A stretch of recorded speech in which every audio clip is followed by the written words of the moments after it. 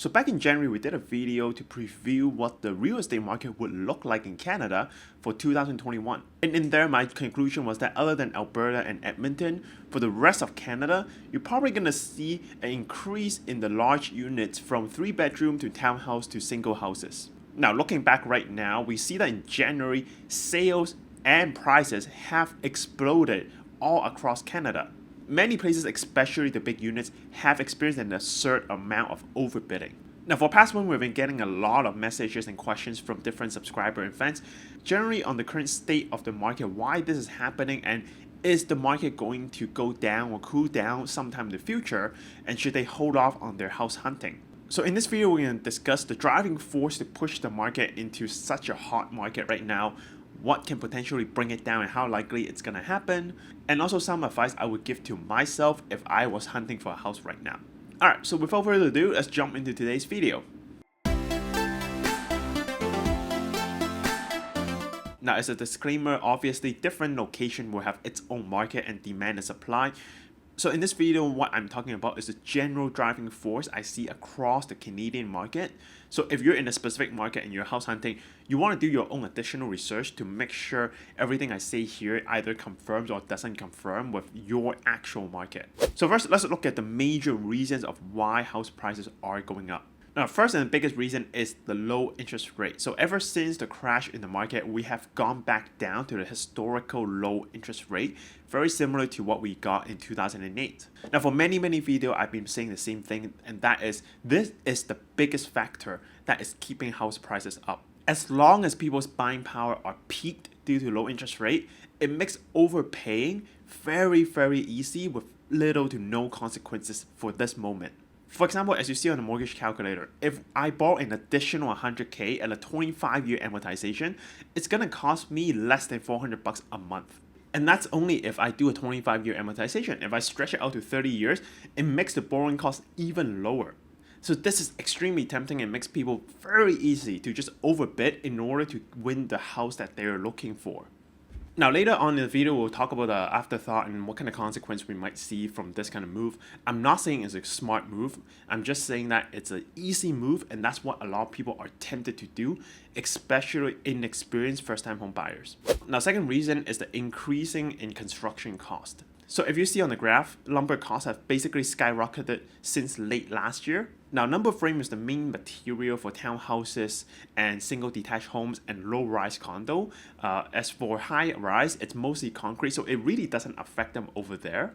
But because lumber costs went up by so much, it makes new builds a lot more expensive and a lot less attractive for new home buyers. So this will push the people that were on the fence and maybe considering buying their own land and building their own home. Now they definitely is going to forego that idea and go for something that's pre-built so they don't have to eat the increase in cost. So this pushes a small group of people looking to build for themselves into the pre-built space, which on one end drive up demand and on the other hand lower supply because it's no longer that attractive to build a new home.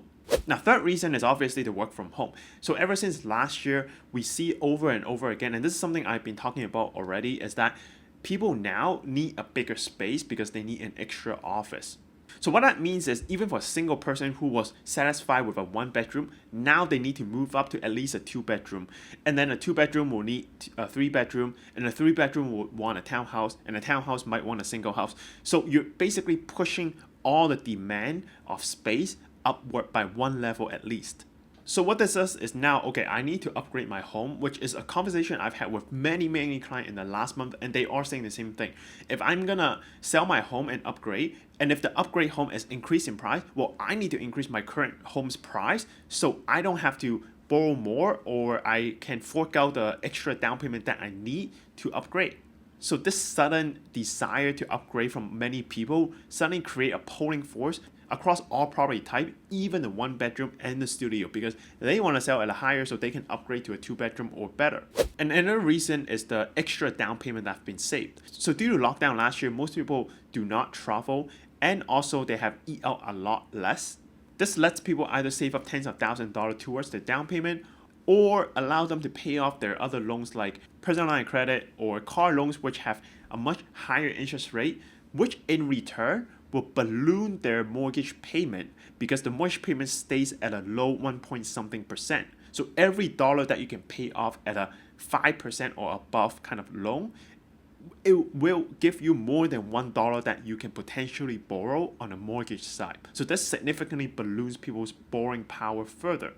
And also because of market crash in March last year, if you were investing or putting more during the downturn, as many of my clients did, you are going to see a really good return by the end of the year, and that significantly balloons your down payment even further. Now, the third last factor is market sentiment. Now, in the January video, there's something that I mentioned, but I say that this is something that's very unpredictable, so we won't know until we get there. Now, as we see right now, the market sentiment is extremely positive, even too positive, I would say. So when the market goes up, a lot of people think that it will always go up, it will never go down. And that's what happened in the housing market right now. They're seeing the initial jump in price, so they have FOMO, which is fear of missing out. So now they're piling in, whether they're ready or not, and they just want to get something before the price go up by too much because they think they're going to get priced out. Now, the second and last factor is supply. So if we compare to Canada to US, we have a lot stricter building and land restriction when it comes to real estate. And that's something I talked about in the previous video on why housing in Canada is so expensive for many, many years. For example, if we look at Ontario and Toronto, there is a green belt which literally stops you from expanding outward. So all the demand is trapped in one place. And as population grow, you can't go outward. So you're going to only go upward, right? But there's only so many high rise you can build. So eventually, you're still going to run out of space, and you have to increase in price and price other people outside so you can maintain the balance of supply and demand. Now, a similar report have actually written on explaining why Manhattan is so much more expensive than rest of America, and they're basically seeing the same thing. It's basically much tighter building restriction that makes it very difficult to have enough supply to meet the ever-increasing demand. Now, with the decrease in immigration as we saw last year, it's supposed to alleviate a lot of these pressure, but because of building costs went up, and also a lot of developer is not going to jump into the market and start building right now because they've experienced last year already in the February during the lockdown. They might think twice before putting themselves through the same situation again this year. So while on the other hand, demand have gone down a little bit due to immigration, supply also went down significantly. So at the end of the day, it's still a huge imbalance of demand versus supply. Now, the last factor is COVID. Now, due to COVID, there's a lot of sellers that are reluctant to sell their houses because that means strangers have to go into the house, and more often than not, they're actually living there. So for example, we have entertained the idea of selling our 3-bedroom maybe end of last year, but because of COVID, we're just not comfortable to have anyone inside our house.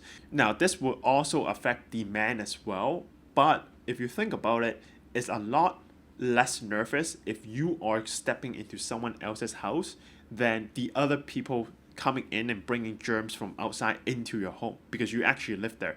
So the COVID definitely have affect sellers' supply side more than the demand side. Alright, so everything I've talked about are all the factors that are driving the current price up right now. So on the other hand, let's look at the downward pressure. So right now there are basically 5 downward pressure. Number 1 is interest rate change. Number 2 is unemployment. Number 3 is mortgage deferral ended. Number 4 is benefits ending. And number 5 is market sentiment. Now, even though there are 5 factors to drive down the price right now, let's talk about why basically they all don't really matter at this moment. Now, before we move on, if you haven't already, make sure you click the link in the description below to request to join our private group on Facebook so you can ask questions and also get more contents. So recently, we have just saw an announcement that interest rate is staying the same. Now, for interest rate, I don't see it dropping anymore, but I definitely don't see an increase anytime soon. Because number 1, the economy is extremely weak still and very, very fragile, and COVID is not fixed yet. So we can't go through a 3rd or 4th lockdown anytime soon. So we're in no position to increase interest rate. By increasing interest rate, we're also going to increase government's borrowing cost. Now, last year, by cutting rate instantly, the government was able to secure a lot of borrowing at an extremely low cost, which lets them to spend at a huge deficit, and it won't cause too much of a problem yet. Now, for this year, they definitely still have to spend a lot of money. Number one, to facilitate and buy all the vaccine. And number two, they probably still have to come up with some sort of benefits to really help people to tide over into 2022 and buy time for the economy to recover for real. And what that means is even more borrowing. And because they have to do so much more borrowing, it's unlikely they would look to increase the interest rate and increase their borrowing cost. So this is why I personally don't think interest rate is going to change anytime soon. Now, I could be wrong and they could come out with another announcement tomorrow saying the opposite thing. But based on everything we see here, not likely. And as for unemployment, mortgage deferral ended, and also benefits ending, we can basically group them together and talk about them together. Now, the idea was that because unemployment was high, especially currently the employment rate is back up and most benefits have ended already, many people are going to run into trouble with expenses and maybe mortgage payments. And this would potentially force a lot of people to sell, adding it to the supply, and on the other hand, making a lot of people unable to buy properties, thus driving down the demand. Now, first, yes, unemployment is back up and it's pretty high right now, and I do believe it could cause some strain in the economy further down the road. And also, there's still a lot of people that need benefit. We have to keep in mind that not every Canadian is going through the same thing. While some people are going through a hard time, there is another group of people that are experiencing the opposite. And the one industry that is really booming right now is the IT industry. Due to work from home and the demand for so much more online access and tools, many IT companies are booming. And if you look online, a lot of them are actually hiring. So many of my clients are in the IT field. They've been telling me the same thing. Their company is hiring and they also have a nice bump in the salary just because how much more money their companies made during last year. And if we look at the bigger units, which is where all the bidding war is happening, we're looking at things like 3-bedroom, a townhouse, and a house. In BC and Ontario, they are on average 800K to $1 million plus. Now, buyers like these are likely going to have at least 150K in family income. So they're likely going to be IT or special skill pool of workers. And these group of people are very unlikely to be affected by the employment number that we're seeing right now. So that's why demand for bigger units don't really get affected by employment. Now, on the other hand, yes, I'm sure some homeowners, because of the economy, is going to go through hard times right now and they might have difficulty to pay their bills. But you can easily handle this problem if you have any home equity line of credit that you can utilize. Now, home equity line of credit can be anywhere from 2.45% to 2.95%. So let's say someone have a 5K family expense and they don't have any income starting today, but they have a 100K HELOC at 2.95%. Essentially, it would take them 19 months to completely run out of money. Now, this does not solve the problem unless they get a job. In fact, it will put them more in debt. But what I'm saying is, with this, you can see how easily it is for people to drag out for another year or two, even if they run into any financial problem as a homeowner. Now, finally, let's talk about market sentiment. Like I said before, market sentiment is very fragile and they can change on a dime. But at this moment, unless the first 4 downward factor that I mentioned and really put a dent in people's buying power, it's really difficult to get people to shift out of the FOMO mindset right now. So this is why if we compare all the driving force, there's so much factor pushing the market up right now, but very little to no factor that can affect the housing price at this moment. But does that mean that the market will not correct ever? Well, personally, no. I think eventually the market will correct. A lot of things I mentioned before are kind of the kicking the can down the road kind of strategy, where due to low borrowing costs, they're basically using borrowing to fix everything. And this could potentially snowball and create a huge problem further down the road. Also, there's a lot of overbidding right now due to low interest rate without putting in consideration that interest rate could change in the future, or demand in their current market can drastically lower if work from home is back to normal. So I think correction is likely to happen further down the road, but it's not going to be anytime soon. And one thing to remember is, even though housing market does act like a stock market in a sense where prices is fluctuating all the time, it is different from stock market in a sense where housing have an additional benefit. So for a house, I can either live in there or rent it out. And this is why in the history of downward markets, we can see that when prices are going down, it will turn into a very sluggish market, but it's rarely going to be a mass sell-off unless something big happens like interest rate increase by a lot, or a new kind of tax that really hit homeowners' ability to profit. Something like a foreign buyer tax, or like I said before, like a capital gain tax or a principal home tax, then you can really see a lot of sell-off. But other than that, while price can be lower, it's more likely going to be a sluggish sale than a mass low price sell-off. Now, to wrap up, here is some advice for homeowners, which a lot of people have asked me about their situation. So in general, I would suggest that if you're house hunting right now, make sure you revisit your budget first and really ask yourself how much you want to spend into your home. And then work backward to find out how much you can borrow to fit that kind of expense. And then will give you a much better idea of what kind of maximum budget you should have for your home. And I definitely do not recommend looking at your max borrow amount as your budget, because it is due to a low interest rate right now, and if the interest rate were to increase slightly in the future, you're going to experience a lot of financial stress. So for example, there is a quick kind of worksheet and calculator I go through with some of my clients as they're house hunting, and make sure we're focusing on the budget and not the max borrow amount. Now, another tip is people are keep asking me, well, should I stop looking because, the price is going up and we're getting priced out? My general advice is if you're buying this for your self-use, then you should not stop looking. Now, if you're feeling tired or fatigued, yeah, you can take a break, but you shouldn't sit on the sideline because you're waiting for something that you can't control to happen in the future. For example, interest rate to increase, or supply to go up, or demand to die down. And that brings me to the last point is keep your consideration in the next 3 to 5 years and not more than that. So for example, I have a client that asked me, hey, should we keep our house or look in Burnaby area or Coquitlam because our kids might go to university and we want to stay close? But when I ask more, the kids is only grade 8, so this is something probably like 6 or 7 years away from now. And if it was me, I would not put that into consideration, because for all we know, the kid could end up not staying in BC for university, right? They can go somewhere else, and that would invalidate a lot of the choices and consideration you put in today if that doesn't happen in the future. So especially if you want to buy a house right now in a market that's going up, you really don't want to put in so much restriction on yourself, like, oh, I'm going to have this location because that might happen in 5 years, or this might happen in 7 years.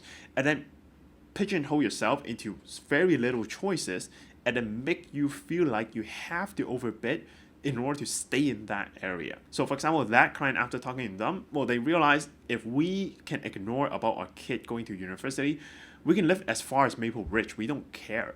And that opened up so much more possibility and opportunity for them to consider. And they can pick areas that are not yet in the bidding war kind of frenzy and make a much better choice from there.